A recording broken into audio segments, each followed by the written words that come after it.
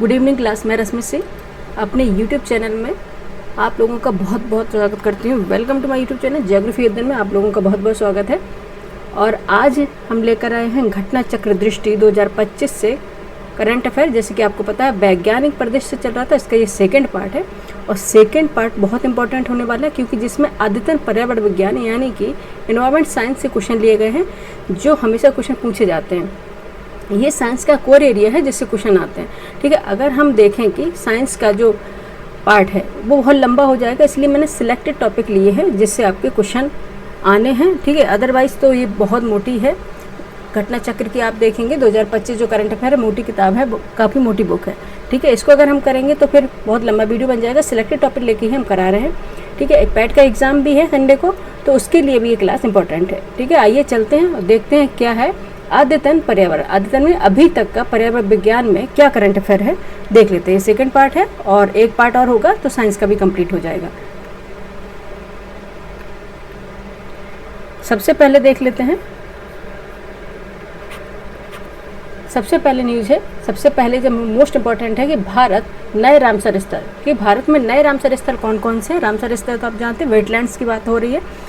नए रामसर स्थल की संख्या कितनी है ये आपको पता होनी चाहिए। देखेंगे वर्ष 1971 में ईरान के रामसर शहर में, ठीक है, इसलिए इसका नाम रामसर है क्योंकि ईरान के रामसर शहर से प्रारंभ हुआ था। ठीक है, ईरान के रामसर शहर से हस्ताक्षरित रामसर कन्वेंशन आर्द्र भूमियों के संरक्षण और उनके बुद्धिमानीपूर्ण उपयोग को बढ़ावा देने वाले एक अंतर्राष्ट्रीय समझौता है। ठीक है, इसलिए इसको बोलते हैं रामसर कन्वेंशन भी बोलते हैं। ठीक है, ईरान के रामसर शहर से स्टार्ट हुआ था, इसलिए इसे रामसर स्थल कहते हैं और इसे वेटलैंड भी कहते हैं। ठीक है,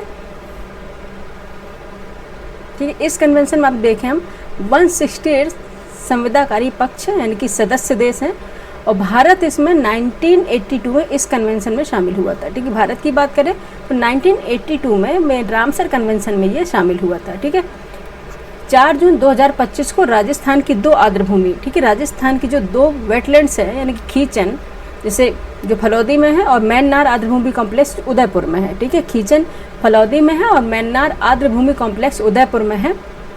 इनको रामसर संधि के अंतर्गत अंतर्राष्ट्रीय महत्व की आर्द्रभूमि यानी रामसर साइट्स घोषित किया है। ठीक है, 2 नई अभी घोषित हुई है रामसर साइट। कौन कौन सी? खींचन जो फलौदी में, ये दोनों ही राजस्थान में, और मैन्नार आर्द्रभूमि कॉम्प्लेक्स उदयपुर में है। ठीक है, ये 4 जून 2025 को अभी नई घोषित हुई हैं। ठीक है, देखेंगे कि इन दोनों स्थानों को 19 फरवरी 2025 को रामसर स्थलों के रूप में सूचीबद्ध किया गया था। ठीक है, नेक्स्ट देखते हैं। अब देश में रामसर की अगर पूछी जाए, रामसर स्थलों की कुल संख्या यानी कि वेटलैंड्स की कितनी संख्या हो गई बढ़कर ये हो गई 91 हो गई है। ठीक है, अब कितनी हो गई? 91 हो गई है। यहाँ पे हम इसको अंडरलाइन कर देंगे, 91 हो गई है। ठीक है, भारत एशिया में प्रथम तथा कुल स्थानों की संख्या में विश्व में तीसरे स्थान पर। अगर भारत की बात करें तो एशिया में ये फर्स्ट रैंक पर है। ठीक है, एशिया में ये फर्स्ट रैंक पर है, वहीं अब विश्व में देखें तो तीसरे स्थान पर, 3rd पोजीशन पर है विश्व में। ठीक है, वर्ल्ड की बात करें तो ये 3rd पोजीशन पर है और एशिया की बात करें तो प्रथम रैंक पर है यानी फर्स्ट रैंक पर है। ठीक है, फर्स्ट रैंक पर है और ऑल वर्ल्ड की बात करें तो ये 3rd रैंक पर है। ठीक है, अगर आप देखेंगे फर्स्ट में कौन है, अगर वर्ल्ड की बात करें तो यूनाइटेड किंगडम। ठीक है, ये है of Britain, United kingdom of great Britain और उत्तरी आयरलैंड के, इनके देखेंगे 176 और मैक्सिको के 144 स्थल है। ठीक है, रामसर स्थल हैं। ठीक है, इनके बाद है भारत। नेक्स्ट देखेंगे, इस घोषणा के बाद राजस्थान में कुल रामसर स्थलों की संख्या कितनी हो गई है? 4 हो गई। ठीक है, राजस्थान में कितनी हो गई? 4 हो गई। पहले 2 थी, ठीक है, 2 और हो गए तो 4 हो गई राजस्थान में रामसर स्थलों की संख्या। इससे पहले हम देखेंगे केवलादेव राष्ट्रीय उद्यान था 1981 में। ठीक है, भरतपुर में है ये केवलादेव राष्ट्रीय उद्यान 1981 में, और सांभर झील, ठीक है, सांभर लेक जिनसे नमक बनता है, 1990 को रामसर स्थल में सूचीबद्ध किया गया था राजस्थान के। ठीक है, नेक्स्ट देखते हैं राजस्थान के फलौदी जिले में स्थित खींचन।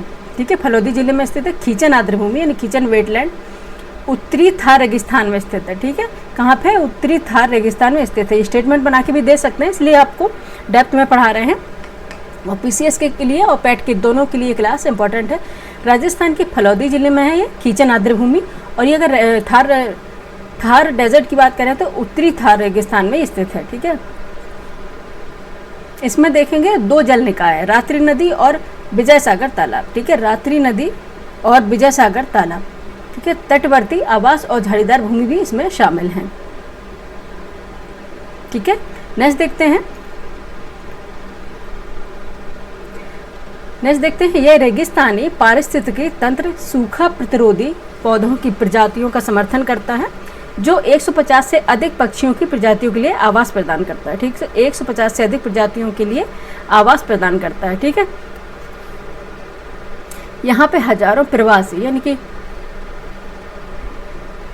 डेमोशेल क्रेन के लिए प्रसिद्ध है। ठीक है, देखेंगे किसकी बात हो रही है, खींचन फलोदी की बात हो रही है। अब बात करेंगे मैनार राजभूमि की। मैनार राजभूमि है जो कॉम्प्लेक्स राजस्थान राज्य के उदयपुर जिले में है, मैनार गांव में है स्थित है। स्थानीय जल निकायों के संरक्षण के प्रति सामुदायिक संवेदनशीलता का एक अनूठा एक उदाहरण है। ठीक है, मैनार गांव को उसके पक्षी प्रेम हेतु बर्ड विलेज यानी कि पक्षी ग्राम का नाम उपनाम भी मिला है। ठीक है, मैनार गांव को। उत्तर में अब देखेंगे वर्तमान में भारत के संदर्भ में तमिलनाडु में 20 स्थल है। सबसे ज़्यादा अगर आपसे पूछी जाए कि वेटलैंड की संख्या सबसे ज़्यादा राज्य में किस में है, तो वो तमिलनाडु में है। ठीक है, वेटलैंड की संख्या सबसे ज़्यादा तमिलनाडु में, रामसर स्थलों की संख्या। ठीक है, उसके बाद उत्तर प्रदेश का स्थान आता है। ठीक है, उत्तर प्रदेश दूसरे स्थान पर है। ठीक है, राज्यों में उत्तर प्रदेश दूसरे स्थान पर है भारत में।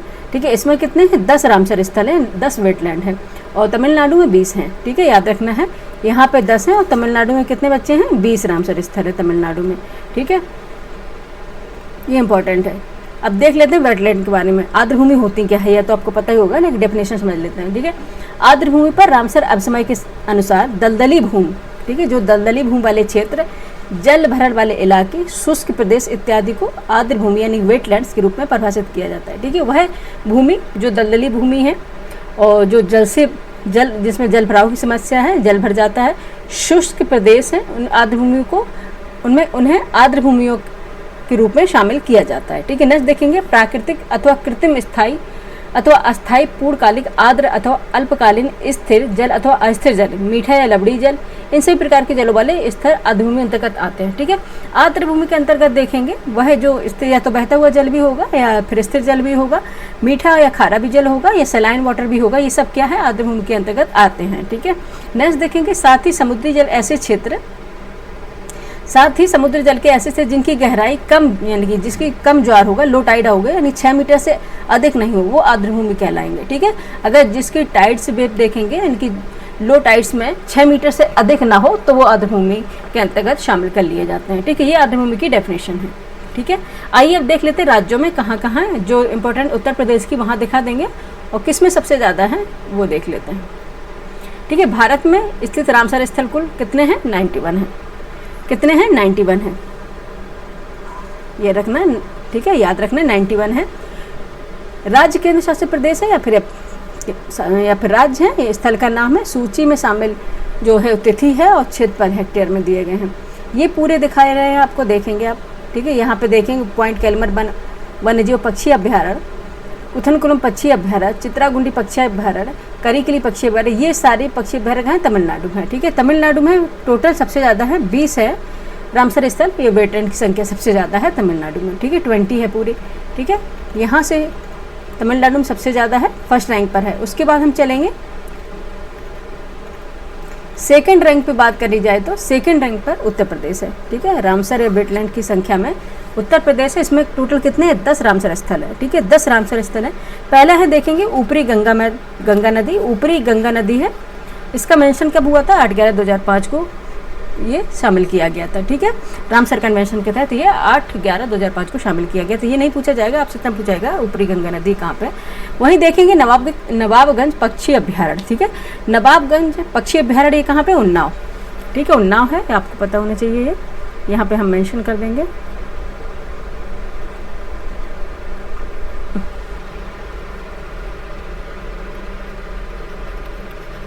उन्नाव, ठीक है, उन्नाव है जिसे अब चंद्रशेखर आज़ाद पक्षी अभ्यारण्य कहा जाता है। नाम इसका चेंज हो गया, चंद्रशेखर आज़ाद पक्षी अभ्यारण्य हो गया। पहले था नवाबगंज पक्षी अभ्यारण्य उन्नाव। ठीक है, ये इसके अंतर्गत शामिल है। ये कब की गई थी, ये 19/9/2019 यानी कि 19/2019 में ये शामिल की गई थी। फिर है पार्वती अर्गा पक्षी अभ्यारण्य। पार्वती अर्गा पक्षी अभ्यारण्य ये है गोंडा जिले में। ठीक है, ये कहाँ है, गोंडा जिले, गोंडा बहराइच जानते हैं आप, गोंडा जिले में। ठीक है, पार्वती अर्गा पक्षी अभ्यारण्य ये भी 2019 में शामिल किया गया था। वही बात करें उत्तर प्रदेश की बात हो रही है, क्योंकि इसलिए हम इसको डेप्थ में पढ़ा रहे हैं, क्योंकि यूपीपीसीएस की क्लास है ये, और फिर उसके लिए ये पूछ भी लिया जाएगा कहाँ पे क्या है।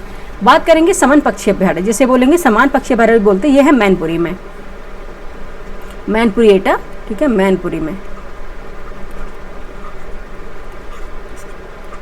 ठीक है, मैनपुरी में है समान पक्षी, बड़े समान पक्षी अभ्यारण्य या समान पक्षी अभ्यारण्य भी कहा जाता है। इसे ये 2019 में इसे शामिल किया गया है।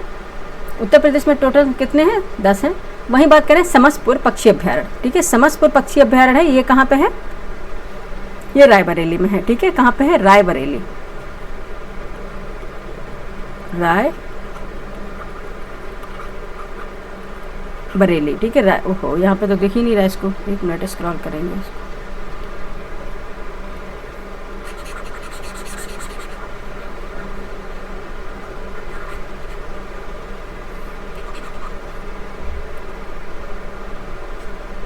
ये कहाँ पे? रायबरेली में है,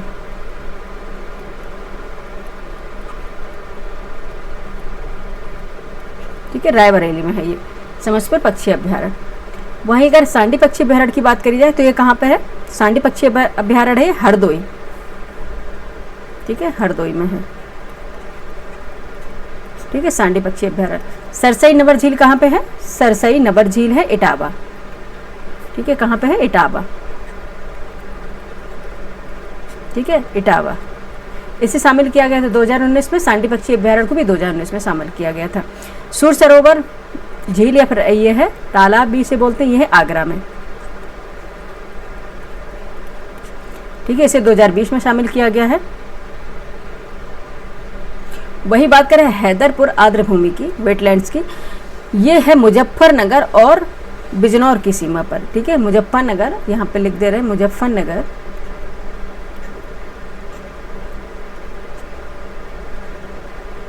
मुजफ्फरनगर प्लस बिजनौर की सीमा पर है, ठीक है, बिजनौर, ठीक है, मुजफ्फरनगर बिजनौर की सीमा पर हैदरपुर आर्द्रभूमि। बखीरा वन्यजीव अभ्यारण्य की बात करें तो बखीरा वन्यजीव अभ्यारण्य कहाँ पे? संत कबीर नगर में है, ठीक है, कहाँ पे है? संत कबीर नगर में है, कबीर नगर, ठीक है। ये सारे वेटलैंड्स है उत्तर प्रदेश में है, ठीक है, ये सारे वेटलैंड्स कहाँ पे है? उत्तर प्रदेश में है, ठीक है। एक बार रिवाइज कर लेते हैं, फिर आगे बढ़ जाते हैं, ठीक है। नवाबगंज पक्षी अभ्यारण्य उन्नाव में है, और पार्वती अर्का पक्षी अभ्यारण्य गोंडा में है, और समन पक्षी अभ्यारण्य या समान पक्षी अभ्यारण्य मैनपुरी में है, और समसपुर पक्षी अभ्यारण्य है रायबरेली में, सांडी पक्षी अभ्यारण्य है हरदोई में, सरसई नबर झील इटावा में है, सूर सरोवर आगरा में है, हैदरपुर आर्द्रभूमि मुजफ्फरनगर प्लस बिजनौर की सीमा के पास है, बखीरा वन्यजीव अभ्यारण्य संत कबीर नगर में, ठीक है। ये 10 हैं जो वेटलैंड्स, ये उत्तर प्रदेश में हैं, ठीक है। नेक्स्ट देखते हैं, पंजाब में 6 हैं, ठीक है। अब आप बस मोटे मोटे देख लीजिए, पंजाब में 6 हैं, उड़ीसा में भी 6 हैं, ठीक है, उड़ीसा में भी 6 हैं, जम्मू और कश्मीर में 5 हैं, ठीक है, ये इनके नाम भी दिया गया है, जम्मू कश्मीर में 5 है। उसके बाद चलते हैं नेक्स्ट, यहाँ से स्क्रॉल करेंगे, मध्य प्रदेश में 5 हैं, ठीक है, भोज आर्द्रभूमि, सिरपुर आर्द्रभूमि, सांकी, ये सब मध्य प्रदेश में है। कर्नाटक में कितने हैं? 4 हैं। गुजरात में कितने हैं? 4 हैं। और राजस्थान के जैसे भी न्यू बने हैं ना 2, इसके 4 हो गए। पहले थे कौन कौन से थे? पहले थे केवलादेव राष्ट्रीय उद्यान था, केवलादेव राष्ट्रीय उद्यान था, और सांभर झील थी, ठीक है। अभी खींचन बन गई है और मेन्नार आर्द्रभूमि कॉम्प्लेक्स बन गई है, ठीक है। ये 2025 दोनों बनी है, ठीक है। ये 2 नई बन गई है, तो इसमें है 4। हिमाचल प्रदेश की बात करें तो इसमें 3 हैं वेटलैंड्स, और केरल में वेटलैंड्स की संख्या देखें तो 3 है। महाराष्ट्र में वेटलैंड्स की संख्या देखें तो 3 है। कौन कौन सी है? लोनार झील, ठाड़े क्रीक और नांदूर मधेश्वर, ठीक है। नेक्स्ट देखेंगे बिहार में 3 है। काबर ये नेक्स्ट कब हुई थी? 2020 में। और नागी पक्षी अभ्यारण्य 2023 में बनी थी। नकटी पक्षी अभ्यारण्य 2023 में बना था, ठीक है। लद्दाख में कितनी है? 2 हैं। लद्दाख में कितनी है? 2 है। तुषोकर आर्द्रभूमि है और तुषोकर आर्द्रभूमि कॉम्प्लेक्स, ठीक है, इसमें 2 हैं। और एक और अभी इसमें दिखाई देगी,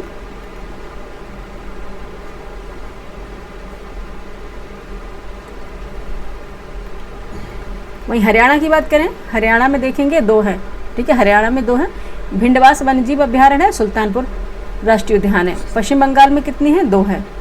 एक तो सुंदरबन आर्द्रभूमि है सबसे बड़ी है, और एक है पूर्वी कोलकाता आर्द्रभूमि।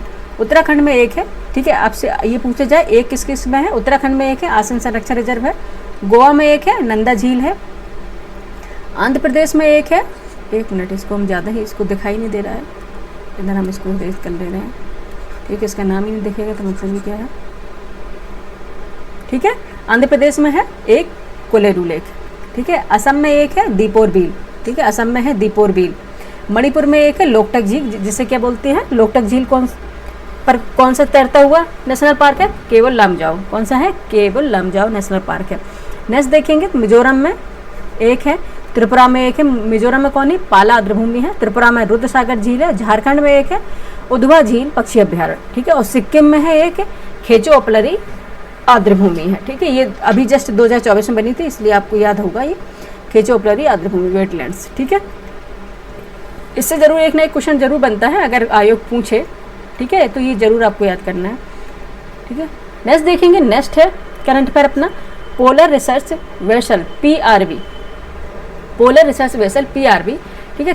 3 जून 2025 को केंद्रीय मंत्री सर्बानंद सोनोवाल की उपस्थिति में garden rich ship builders and engineers limited, ठीक है, कोलकाता और नॉर्वे की कंपनी कॉन्सबर्ग के बीच एक महत्वपूर्ण समझौता हुआ था। यह समझौता भारत को पहली बार स्वदेशी रूप से एक पोलर रिसर्च वेसल बनाने में सक्षम बनाएगा, ठीक है।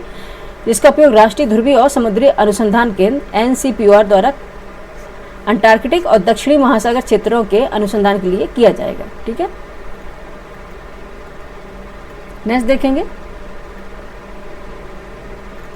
देखेंगे कासमपट्टी वीरा कोविल पवित्र उपवन, ठीक है। कासमपट्टी इंपॉर्टेंट है। कासमपट्टी वीरा कोविल पवित्र उपवन जैव विविधता विरासत स्थल बायोडायवर्सिटी हेरिटेज साइट BHS, ठीक है। वे विशिष्ट पारिस्थितिकी एवं जैविक महत्व वाले क्षेत्र हैं जिन्हें जैविक विविधता अधिनियम 2002 की धारा 37 के तहत राज्य सरकारों द्वारा अधिसूचित किया जाता है, ठीक है। कासमपट्टी वीरा कोविल पवित्र उपवन, इन स्थलों का समृद्ध जैव विविधता के साथ साथ सांस्कृतिक ऐतिहासिक महत्व भी होता है। इन्हें स्थानीय निकायों के परामर्श से चिन्हित एवं संरक्षित किया जाता है, ठीक है। किसको? कासमपट्टी वीरा कोविल पवित्र उपवन, ठीक है। देखते हैं और आगे इसके बारे में ये बताए जाएंगे कहाँ पे है ये ये है, देखेंगे आपको 12 मार्च 2025 को तमिलनाडु सरकार ने तमिलनाडु के डिंडीगुल जिले में कासमपट्टी वीरा कोविल पवित्र उपवन को राज्य का दूसरा जैव विविधता विरासत स्थल घोषित किया है, ठीक है। कहाँ पे स्थित है ये? कौन सा? कासमपट्टी वीरा कोविल पवित्र उपवन कहाँ पे स्थित है? ये तमिलनाडु है। तमिलनाडु के किस जिले में है? डिंडीगुल जिले में है, ठीक है। और जैव विविधता विरासत स्थल सेकंड घोषित किया है किसका? तमिलनाडु को। अगर वही बात करें कि अरिट्टापट्टी गांव मदुरै जिला, ठीक है, ये तमिलनाडु का पहला जैव विविधता विरासत स्थल था, ठीक है। ये 2022 में घोषित किया गया था, ठीक है, 2022 में ये बना था। वही बात करें राष्ट्रीय जैव विविधता प्राधिकरण NBA के अनुसार जून 2025 तक भारत में कुल 49 कितने बच्चे हैं? 49 जैव विविधता विरासत स्थल अधिसूचित किए गए हैं। कितने हैं? 49, यहाँ पे मेंशन कर लेंगे 49, ठीक है, जैव विविधता विरासत स्थल है, ठीक है। ठीक है, 49वां जो बना हुआ है, 49वां जो जैव विविधता विरासत स्थल कर्नाटक स्थित श्री सिद्धेश्वर स्वामी जी जैव विविधता विरासत स्थल है, ठीक है। ये 49वां है। आपसे पूछे कहाँ पे है ये कर्नाटक में। कौन सा है? श्री सिद्धेश्वर स्वामी जी जैव विविधता विरासत स्थल। वहीं देखेंगे भारत में पहला जो जैव विविधता विरासत स्थल है कर्नाटक राज्य में स्थित है। कौन सा था? नल्लूर इमली ग्रोव। कौन सा था? नल्लूर इमली ग्रोव। नल्लूर टैमरिड गांव था, ठीक है, ये था टैमरिड ग्रोव था। अगर वर्तमान की बात करें, ठीक है, प्रेजेंट की बात करें तो पश्चिम बंगाल राज्य में देश में सर्वाधिक जैव विविधता विरासत स्थल है, BHS है, ठीक है। कौन कौन से हैं? कुल अगर देखें 10 स्थलों के साथ यह शीर्ष पर है, ठीक है, 10 स्थल है इसमें जैव विविधता के पश्चिम बंगाल पर। वहीं बात करें उत्तर प्रदेश का, तो उत्तर प्रदेश एकमात्र जैव विविधता विरासत स्थल है, केवल एक है, वो है घड़ियाल पुनर्वास केंद्र, ठीक है, घड़ियाल पुनर्वास केंद्र जैव विविधता विरासत स्थल है, ठीक है। ये कहाँ पे है? कुकरेल। और कुकरेल कहाँ पे है? ये लखनऊ में है। ठीक है, कुकरेल आप गए होंगे। कुकरेल घड़ियालों के संरक्षण के लिए बनाया जा रहा है। कुकरेल है, ये लखनऊ में स्थित है। कुकरेल नाला बोलते हैं इसको। ठीक है, नेक्स्ट देखते हैं नेक्स्ट न्यूज़ क्या है। नेक्स्ट इंपॉर्टेंट अपना देखते करंट अफेयर क्या है। विश्व वायु गुणवत्ता रिपोर्ट 2024। ठीक है, विश्व वायु गुणवत्ता रिपोर्ट 2024 स्विस वायु गुणवत्ता तकनीकी कंपनी IQ एयर ने 7वीं वार्षिक विश्व वायु गुणवत्ता रिपोर्ट 2024 जारी की है। यह रिपोर्ट वर्ष 2024 में वैश्विक वायु प्रदूषण की स्थिति का मूल्यांकन करती है। ठीक है, जिसमें क्या है देखेंगे, 138 देशों के 8,954 स्थानों के PM 2.5 डाटा का विश्लेषण किया है, पार्टिकल का किया है। देखते हैं 2024 में सबसे प्रदूषित अगर देशों की सूची में चाड है, प्रथम स्थान पर है। ठीक है, वर्ल्ड में देखेंगे चाड है, प्रथम स्थान पर है। और दूसरे स्थान पर बांग्लादेश। ठीक है, दूसरे स्थान पर बांग्लादेश है और तीसरे स्थान पर पाकिस्तान है सबसे ज़्यादा प्रदूषित। और चौथे स्थान पर कांगो लोकतांत्रिक गणराज्य है। ठीक है, कांगो लोकतांत्रिक गणराज्य है चौथे स्थान पर। पहले स्थान पर चाड है, दूसरे स्थान पर बांग्लादेश है, तीसरे स्थान पर पाकिस्तान है और चौथे स्थान पर कांगो गणराज्य लोकतांत्रिक गणराज्य है। ठीक है, नेक्स्ट देखेंगे भारत। भारत की बात करेंगे तो भारत 5वें स्थान पर है। ठीक है, भारत भी 5वें स्थान पर है, जो विश्व स्वास्थ्य संगठन WHO सीमा से 10 गुने से अधिक है। ठीक है, अब देख लेते हैं चार्ट, देख लेते हैं। हम फर्स्ट पोजीशन पर है, फर्स्ट रैंक हासिल कर रही है। सबसे ज़्यादा सर्वाधिक प्रदूषित है शीर्ष 5 देश कौन कौन से? चार्ट है, उसके बाद बांग्लादेश है, उसके बाद पाकिस्तान है, फिर कांगो लोकतांत्रिक गणराज्य है, उसके बाद भारत है। भारत कितनी कौन सी पोजीशन है? 5th है। ठीक है, भारत की पोजीशन कितनी है? 5th है। यहाँ पे देख लेते हैं। ठीक है, 5th पोजीशन पर भारत है।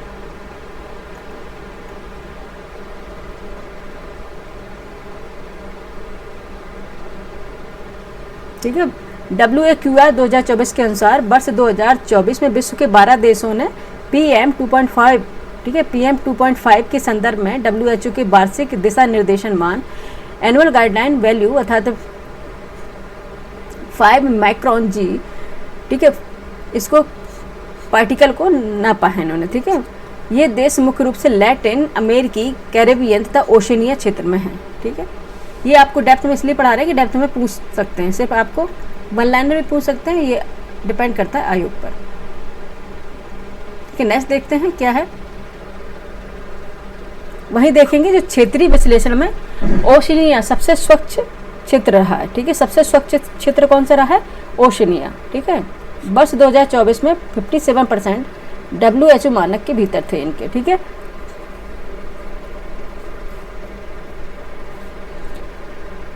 दुनिया के 20 में से 13 सबसे प्रदूषित शहर भारत में है। ठीक है, दुनिया में से 20 में से 13 सबसे प्रदूषित शहर भारत में है। ठीक है, सबसे ज़्यादा पॉल्यूटेड सिटीज जो हैं भारत में है। नेक्स्ट देखेंगे भारत में मेघालय का बर्नीहाट। मेघालय का बर्नीहाट सबसे प्रदूषित शहर दर्ज हुआ है। ठीक है, मेघालय का बर्नीहाट सबसे प्रदूषित शहर दर्ज हुआ है भारत में। देखते हैं विश्व के सबसे प्रदूषित शहर कौन कौन से हैं। बर्नीहाट है, ये भारत का है, फर्स्ट रैंक पर आ गया। ठीक है, दिल्ली है, भारत के सेकंड रैंक पर है। थर्ड पे है कारांगा, कजाकिस्तान का। कारांगदा कजाकिस्तान का है। और फोर्थ पे है मुल्लनपुर, भारत का है। फिफ्थ पे है लाहौर, पाकिस्तान का है। ठीक है, तो भारत के सबसे ज़्यादा है। ठीक है, बर्नीहाट जो मेघालय का है फर्स्ट रैंक पर है, सबसे प्रदूषित शहर। दिल्ली है सेकंड पर जो भारत का है। थर्ड पे कारांगदा है जो कजाकिस्तान का है। और फोर्थ पे मुल्लनपुर जो भी भारत का है। और लाहौर है फिफ्थ पर जो पाकिस्तान का है। वहीं देखेंगे भारत की राजधानी नई दिल्ली दुनिया की दूसरी सर्वाधिक प्रदूषित राजधानी बनी है। ठीक है, सबसे ज़्यादा पॉल्यूटेड कैपिटल बनी है दुनिया में। शीर्ष 10 प्रदूषित वैश्विक शहरों में से 6 भारत में है। ठीक है, वैश्विक शहरों में से देखें तो 6 भारत में है। रैंक देख लेते हैं। चांड है देश, ठीक है, राजधानी है इसकी एंदजनमेना। ठीक है, एंदजनमेना है। ठीक है, एंदजामेना है इसकी चांड की राजधानी। वहीं देखें भारत की नई दिल्ली सबसे प्रदूषित है और बांग्लादेश की ढाका है। ठीक है, अब देखते हैं आगे। इंपॉर्टेंट देखते हैं कि विश्व के 100 सर्वाधिक प्रदूषित स्थानों में 74 भारत में है। ठीक है, ठीक है। मायांग्यूज प्यूर्टो रिको वर्ष 2024 का सर्वाधिक स्वच्छ महानगरीय क्षेत्र था। ठीक है, 2024 का सर्वाधिक स्वच्छ महानगरीय क्षेत्र था मायांग्यूज प्यूर्टो रिको।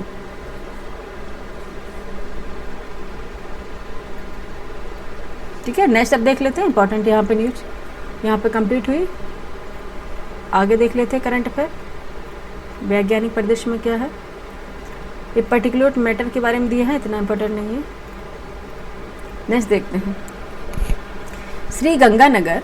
नेक्स्ट है श्री गंगानगर एवं बर्नीहाट भारत के सबसे प्रदूषित शहर। श्री गंगानगर एवं बर्नीहाट भारत के सबसे प्रदूषित शहर। ठीक है, देखेंगे जनवरी 2025 में एक स्वतंत्र अनुसंधान संगठन, ठीक है, CREA centre for research on energy and clean air, ठीक, द्वारा tracing the hazy air 2025 tracing the hazy air 2025 नामक रिपोर्ट जारी की गई। इस रिपोर्ट में देश में वायु प्रदूषण के स्तर में कटौती करने में राष्ट्रीय स्वच्छ वायु कार्यक्रम national clean air programme NCAP के कार्यान्वयन एवं प्रगति का आकलन करती है। ठीक, इस रिपोर्ट में देखेंगे तो 2024 में 80% या उससे अधिक PM10 आंकड़े वाले भारत के 253 शहरों में से 206 शहर PM10 के लिए राष्ट्रीय परिवेश वायु गुणवत्ता मानक को पार कर गए, जबकि 47 शहरों में मानक पूरा किया है। इस रिपोर्ट के अनुसार अगर देखेंगे तो PM10 पार्टिकुलेट मैटर है, स्तरों के संदर्भ में श्री गंगानगर राजस्थान में है, वहीं वर्ष 2024 में भारत का सर्वाधिक प्रदूषित शहर है। और श्री गंगानगर में PM10 की वार्षिक औसत सांद्रता इतनी है, ये आप देख लीजिए। इसके बाद उत्तर प्रदेश का ग्रेटर नोएडा, ठीक है, उत्तर प्रदेश का ग्रेटर नोएडा का स्थान है सेकंड पर। भारत में शीर्ष 3 जो प्रदूषित शहर हैं 2024 में, देख लेते हैं कौन कौन से। श्री गंगानगर है, ये राजस्थान में, ग्रेटर नोएडा उत्तर प्रदेश का, और दिल्ली है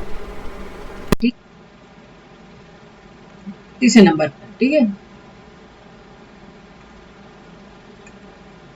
नेक्स्ट देख लेते हैं। नेक्स्ट है PM 2.5 पार्टिकुलेट मैटर सांद्रता के संदर्भ में बर्नीहाट मेघालय में है। ठीक है, वर्ष 2024 में भारत का सबसे ज्यादा प्रदूषित शहर है, सर्वाधिक प्रदूषित शहर है, और बर्नीहाट है। इसके बाद दिल्ली है जो देखेंगे, और गुरुग्राम हरियाणा का स्थान है सेकंड पे। ठीक है, अब देख लेते हैं भारत के शीर्ष 3 प्रदूषित शहर कौन कौन से हैं। बर्नीहाट फर्स्ट रैंक पर है, सेकंड पे है दिल्ली, और थर्ड पर है गुरुग्राम। ठीक है, गुरुग्राम हरियाणा थर्ड पोजीशन पर है। ठीक है, नेक्स्ट देखते हैं वैज्ञानिक परिदृश्य में क्या है। नेक्स्ट देखिए मैंग्रोव स्थल गुनेरी। गुजरात सरकार ने कच्छ जिले के लखपत तालुका स्थित गुनेरी गांव के अंतर्देशीय मैंग्रोव वन क्षेत्र को जनवरी 2025 में राज्य का पहला जैव विविधता विरासत स्थल इन बायोडायवर्सिटी हेरिटेज साइट घोषित किया है। ठीक है, अंतर्देशीय मैंग्रोव स्थल गुनेरी गुजरात के कच्छ जिले के गुनेरी गांव, ठीक है, गुनेरी गांव तालुका लखपत में स्थित है। ये इतने हेक्टेयर में 32.78 हेक्टेयर पे फैला हुआ है। और मैंग्रोव वन देखें गुनेरी अरब सागर के करीब 45 किलोमीटर दूरी तक कोरी क्रीक से लगभग 4 किलोमीटर के अंदर स्थित है। गुनेरी का मैंग्रोव वन एक अंतर्देशीय इनलैंड मैंग्रोव पारिस्थितिकी तंत्र है जो समुद्री ज्वारभाटा के प्रभाव से पूर्णतः मुक्त है। अंतर्देशीय मैंग्रोव विश्व के अत्यंत विरल हैं। अब तक विश्व भर में ऐसे केवल मुट्ठी भर लगभग 8 स्थल ही ज्ञात हैं। नेक्स्ट देखेंगे भारत का 58वां बाघ अभ्यारण्य। ठीक है, भारत का 58वां बाघ अभ्यारण्य कौन सा है देख लेते हैं। ठीक है, भारतवर्ष 1973 में प्रोजेक्ट टाइगर की शुरुआत के साथ मात्र 9 बाघ अभ्यारण्यों से, ठीक है, अपनी सफर की शुरुआत की थी। 5 दशक बाद देखेंगे आज देश में 58 टाइगर रिजर्व हो गए हैं। ठीक है, देखेंगे माधव राष्ट्रीय उद्यान, ये कहाँ पे, शिवपुरी, माधव नेशनल पार्क है, शिवपुरी मध्य प्रदेश में है। 7 मार्च 2025 को देश के 58वें 58 टाइगर रिजर्व के रूप में अधिसूचित किया गया है। ठीक है, कितने हो गए हैं, 58 हो गए हैं। और ये 58वां कौन सा बना है, ये है माधव राष्ट्रीय उद्यान है, शिवपुरी मध्य प्रदेश में है। याद रखेंगे कि बाघ अभ्यारण्य का जो गठन है राष्ट्रीय बाघ संरक्षण प्राधिकरण NTCA की सलाह पर वन्यजीव संरक्षण अधिनियम 1972 यथा संशोधित 2006 की धारा 38(5) द्वारा पृथक शक्तियों के माध्यम से किया जाता है। ठीक है, ये याद रखेंगे, इसके माध्यम से होता है। यही देखेंगे मध्य प्रदेश, जो माधव राष्ट्रीय उद्यान है मध्य प्रदेश का नवा बाघ अभ्यारण्य है। ठीक है, नवा बाघ अभ्यारण्य 9th है, जिसके जुड़ने के बाद मध्य प्रदेश में टाइगर रिजर्व संख्या राज्यों में सर्वोच्च हो गई है। ठीक है, सबसे ज़्यादा टाइगर रिजर्व है। देखेंगे टाइगर अभ्यारण्य है, वो एक टाइगर पार्क है, वो कहाँ पे है? मध्य प्रदेश में है।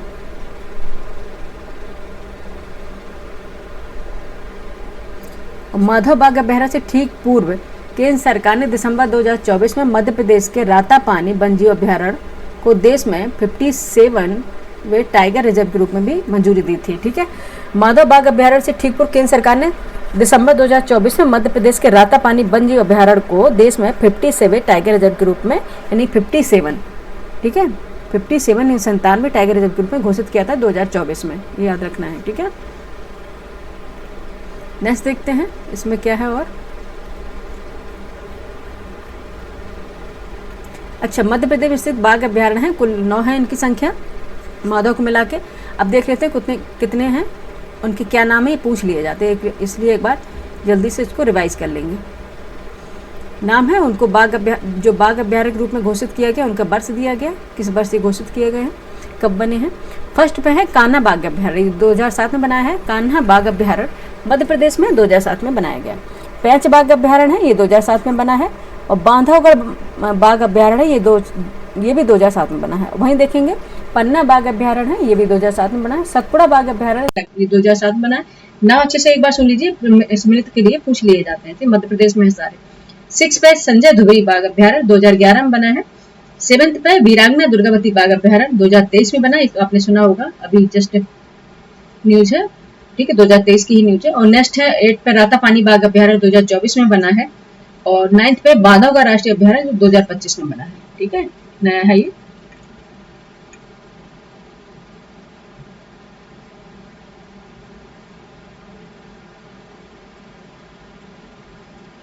ठीक है, 18 नवंबर 2024 को केंद्रीय पर्यावरण, वन और जलवायु परिवर्तन मंत्री भूपेंद्र यादव द्वारा घोषणा के अनुसार गुरु घासीदास, देखेंगे गुरु घासीदास तमोर पिंगला बाघ अभ्यारण्य को देश के 56वें बाघ अभ्यारण्य टाइगर के रूप में घोषित किया गया। ठीक है, पहले कौन सा था, अगर 57वें तो कौन सा बना था, अभी 57वां बताया था, कौन सा था, 57 पोजीशन पे कौन सा था, एक मिनट इसको हम स्क्रॉल करके देख ले रहे हैं। 57 पोजीशन पे कौन सा था, रातापानी वन्यजीव अभ्यारण्य। ठीक है, रातापानी वन्यजीव अभ्यारण्य था। और 56 पे जो था वो कौन सा अभ्यारण्य था, तमोर पिंगला बाघ अभ्यारण्य। तमोर पिंगला बाघ अभ्यारण्य था जो 56 बाघ अभ्यारण्य घोषित किया था। ठीक है, और तमोर पिंगला जो बाघ अभ्यारण्य ये है छत्तीसगढ़ में है। ठीक है, क्योंकि ऑल इंडिया की बात हो रही है। ठीक है, पूरे ऑल इंडिया में बाघ अभ्यारण्य घोषित किए जाते हैं। तो 56 जो बाघ अभ्यारण्य घोषित किया गया था वो था तमोर पिंगला बाघ अभ्यारण्य, और ये छत्तीसगढ़ में था। और ये छत्तीसगढ़ का क्या था, चौथा बाघ अभ्यारण्य था। ठीक है, छत्तीसगढ़ में कौन कौन से कितने हैं, 4 ही बाघ अभ्यारण्य देख लेते हैं, ये भी सुमित के लिए पूछ लेते हैं। ठीक है, जब पढ़ो तो ऐसा पढ़ो कि दोबारा ना पढ़ना पड़े। फर्स्ट है कि इंद्रावती बाघ अभ्यारण्य, ये 2009 में बना था। और सेकंड पे उदंती सीता नदी बाघ अभ्यारण्य 2009 में बना था। और अचन कुमार बाघ अभ्यारण्य 2009 में बना था। और गुरु घासीदास तमोर पिंगला बाघ अभ्यारण्य 2024 में बना था। ठीक है,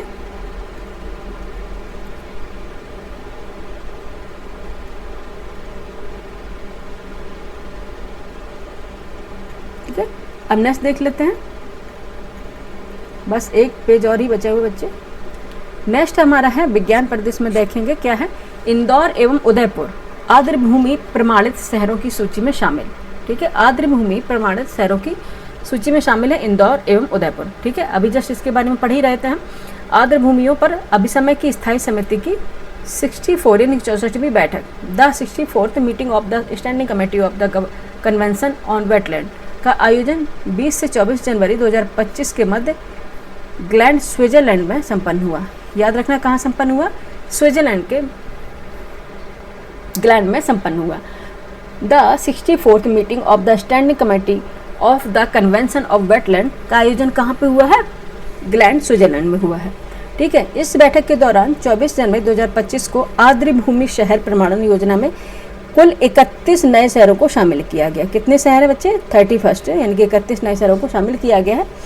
इस प्रकार अब तक देखेंगे 27 देशों के 74 शहरों को आर्द्र भूमि शहर प्रमाणन योजना के अंतर्गत शामिल किया गया है। इस अगर योजना में देखेंगे तो 31 नए शहरों में नागोया जापान को लिया गया है, पोन्जान पोलैंड है, विक्टोरिया फॉल्स जिम्बाब्वे और चीन के फुजोहू है, होंगजोऊ आदि प्रमुख हैं। ठीक है, चीन के फुजोहू होंगजोऊ हैं। ठीक है, भारतीय के परिप्रेक्ष्य में देखें, भारत की अगर बात करें तो देखेंगे हम जनवरी 2025 में आर्द्र भूमि शहर प्रमाणन योजना के अंतर्गत विश्व के 31 नए आर्द्र भूमि प्रमाणन शहरों की सूची में देखें तो इंदौर जो मध्य प्रदेश और उदयपुर राजस्थान को भी शामिल किया गया है। ठीक है, इंदौर उदयपुर आर्द्र भूमि प्रमाणित शहरों वेटलैंड एक्सरेडिटेड साइट्स, ठीक है, कि वैश्विक सूची में शामिल होने वाले पहले 2 भारतीय शहर हैं।